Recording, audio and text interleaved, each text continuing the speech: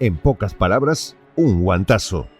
Los mismos detractores que pusieron todo su empeño por detener la ola Bukele, hoy están a sus pies.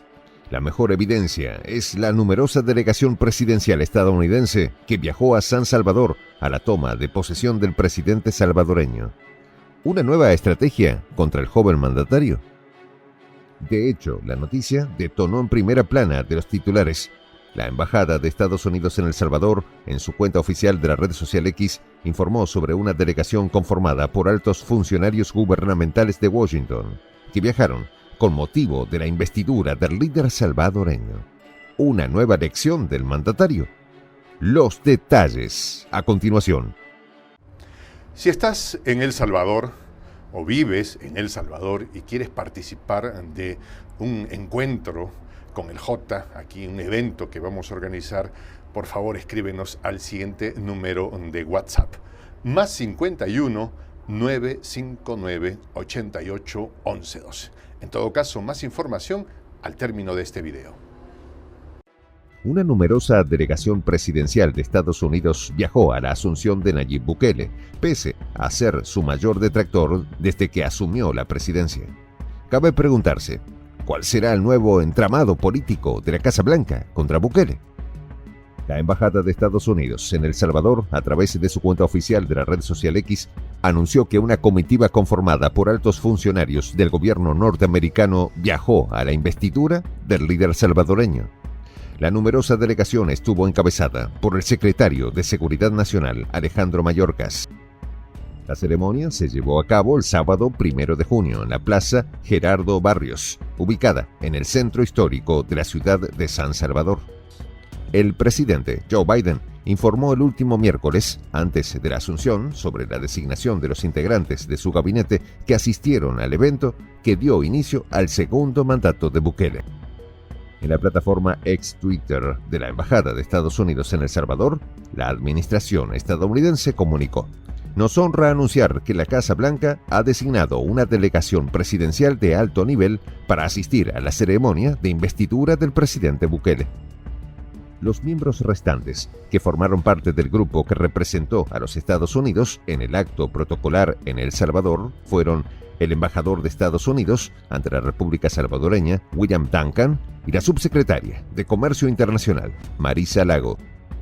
También estuvieron presentes el secretario de Estado adjunto para Asuntos del Hemisferio Occidental, Brian A. Nichols, la subsecretaria de Estado de la Población, Refugiados y Migraciones, Julieta Valls-Noyes, y por último, el asesor especial para el presidente y director para el Hemisferio Occidental del Consejo Nacional de Seguridad Nacional, Daniel P. Erickson. Por su parte, Marisa Lago, que estuvo en El Salvador del 8 al 10 de noviembre de 2023, planteó la iniciativa de poder contribuir en la búsqueda de inversión directa y respetar la labor en materia de desarrollo de una política digital. En tanto que Brian Nichols, quien se reunió por última vez con Bukele en octubre de 2023, encuentro del que también participaron autoridades del Instituto de Derechos Humanos de la Universidad Centroamericana José Simeón Cañas, también forma parte de la comitiva. La visita anterior del subsecretario estadounidense se produce en el contexto de la discusión sobre la posible inscripción del presidente Bukele como candidato a la reelección.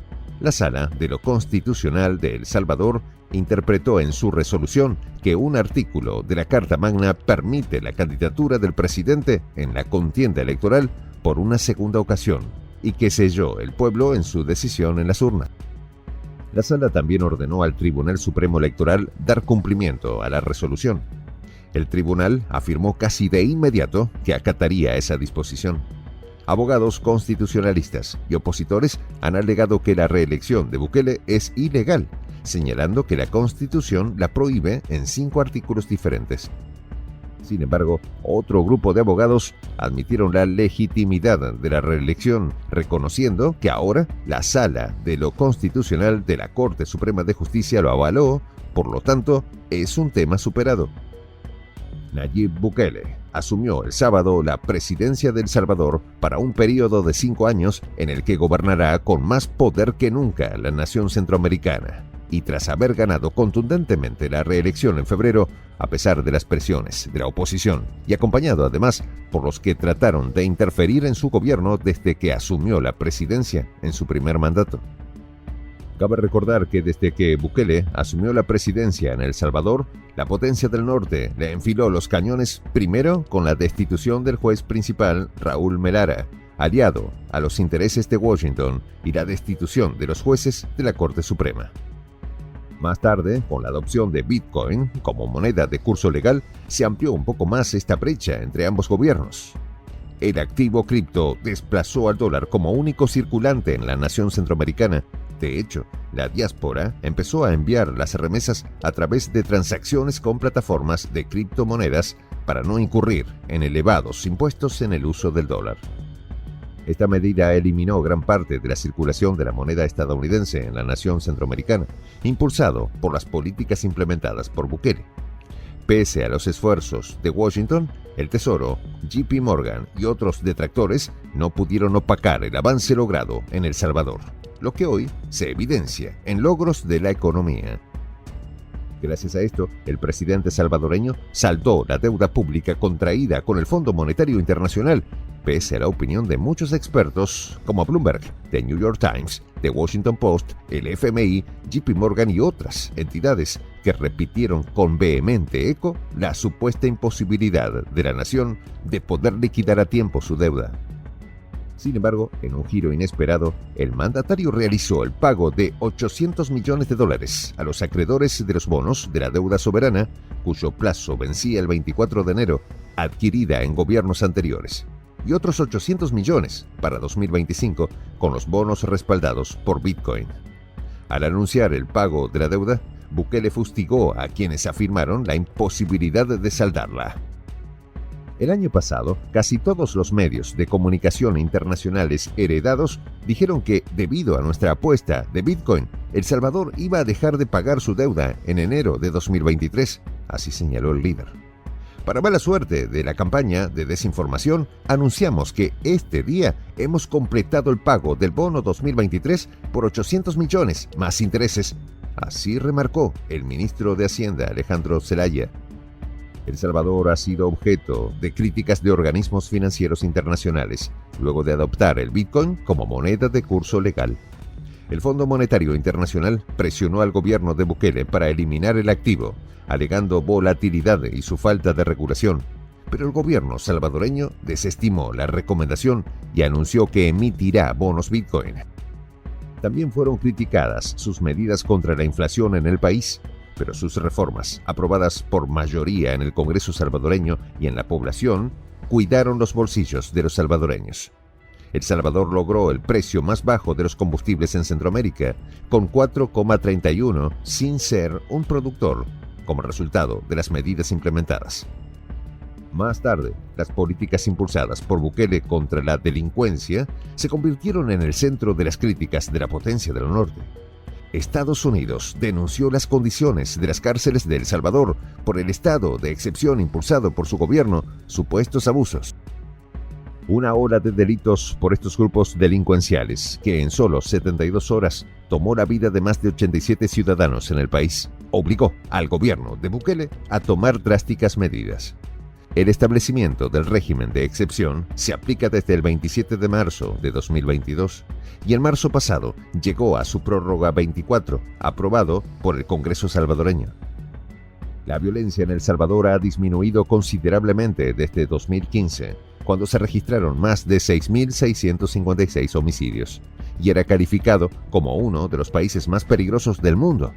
La nación centroamericana concluyó 2023 con 214 homicidios, pero a partir de enero, febrero y marzo, la nación hizo historia con 9, 6 y 3 homicidios respectivamente. Aunque ONGs y otros detractores se han convertido en látigo de Bukele, El Salvador alcanza nuevo récord, con más de 1.3 millones de visitantes en lo que va del 2024, erigiéndose como uno de los destinos turísticos más vibrantes del mundo, con un crecimiento del 20%, e incluso el mayor banco de Estados Unidos, JP Morgan, reconoció un crecimiento del 4% para este año y Google puso oficinas en el país. mientras Bukele va por más. ¿Qué se esconderá detrás de esta visita? Una de las cosas que más me llamó, de hecho, poderosamente la atención de estar en El Salvador fue la cantidad, y es lo que me sigue impresionando, la cantidad de gente con la que me encuentro, me saluda, me reconoce, me dice el J. Y la verdad es que estando aquí en El Salvador me siento literalmente en casa por la cantidad de gente con la que me encuentro, me saluda y que se sienten identificados con el trabajo que hacemos en Prensa Alternativa. Así que queremos conversar con ustedes, queremos encontrarnos, darnos un abrazo, hablar de proyectos, saber qué les gustaría que nosotros sigamos produciendo o comencemos a producir. Queremos reunirnos con nuestros hermanos de la Patria Grande aquí en El Salvador, ¿sí? Creo parte del sueño de nuestra América, el poder encontrarnos. Así que bueno, la idea está ahí, ya veremos cuántas personas somos, dónde nos encontramos. Para eso vamos a crear un canal de WhatsApp y las coordinaciones las vamos a hacer por este número que les estamos dando. Más 51 959 88 11 12. Bueno, espero poder verlos, darles un abrazo, hablar de las cosas que podemos hacer, grabar por ahí un programa. Bueno, las posibilidades son muchas. Un abrazo, Tupananchis Kama. Hasta que nos volvamos a encontrar.